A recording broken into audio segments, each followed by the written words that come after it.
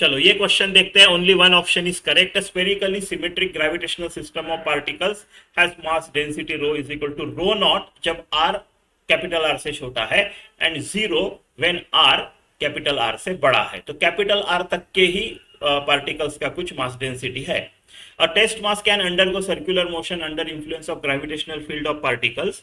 Its speed v as the function of distance 0 to r यानी infinity से 0 के बीच का from centre of system is represented by which curve. ठीक है, तो देखो ये आपका सिस्टम ऑफ पार्टिकल्स हो गया, मान लो, राइट।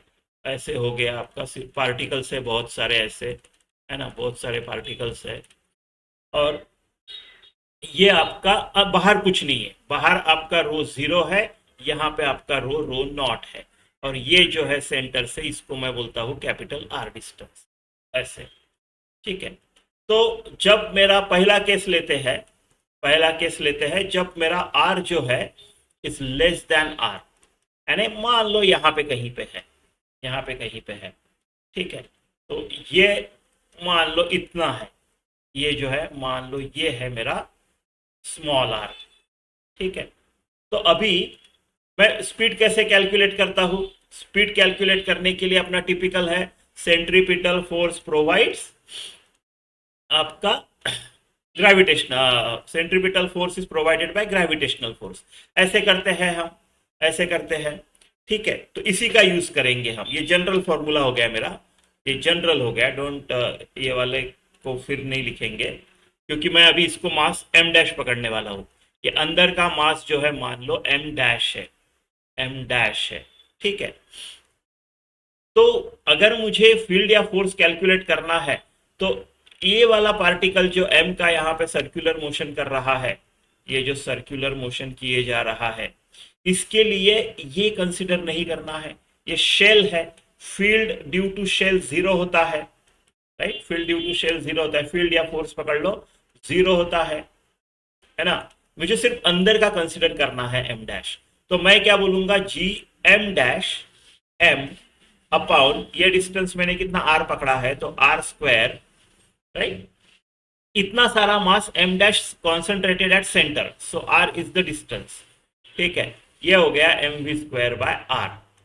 ठीक है, ये काट देते हैं, तो मेरा v स्क्वायर जो आएगा और एक r भी कट जाएगा, तो जी m dash by r।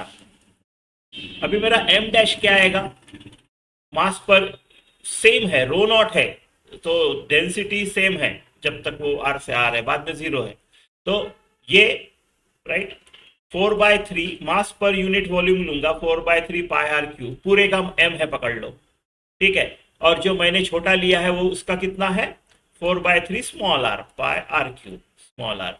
4/3 pi काट दिया मैंने, तो मेरा m डैश जो है वो आता है, इधर लिखता हूं, m डैश जो है वो आता है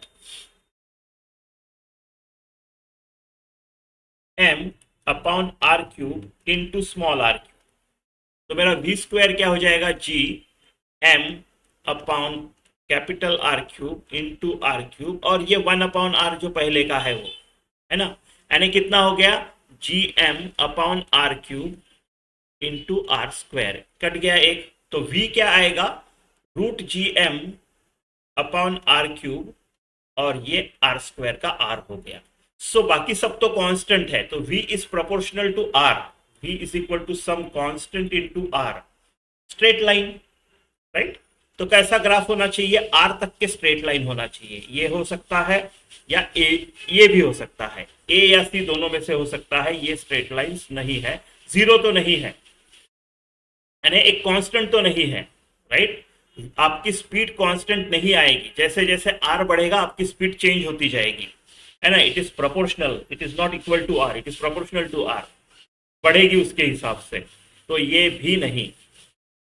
अभी आर ग्रेटर देन आर वाला, सो आर ग्रेटर देन आर में बाहर कुछ नहीं है, डेंसिटी 0 है, 0 है, और इसका सारा का सारा मास सेंटर पे, है ना, यानी आपका सारा का सारा मास सेंटर पे है, और अब बाहर से कहीं सो आर डिस्टेंस पे, राइट, आर डिस्टेंस पे आपका स्मॉल m है, यानी ये टिपिकल मेरा क्या हो गया, v is equal to G M M by are.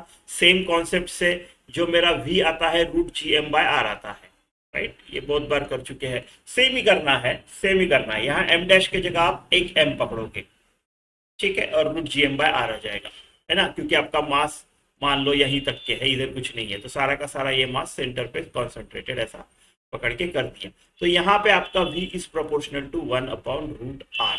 Zero तो नहीं है, जैसा ऑप्शन ए बोलता है कि कांस्टेंट है, कांस्टेंट तो जीरो नहीं, कांस्टेंट तो नहीं है, कांस्टेंट तो नहीं है, वो वेरी हो रहा है, तो ये भी नहीं, राइट। तो आपका option C will be correct.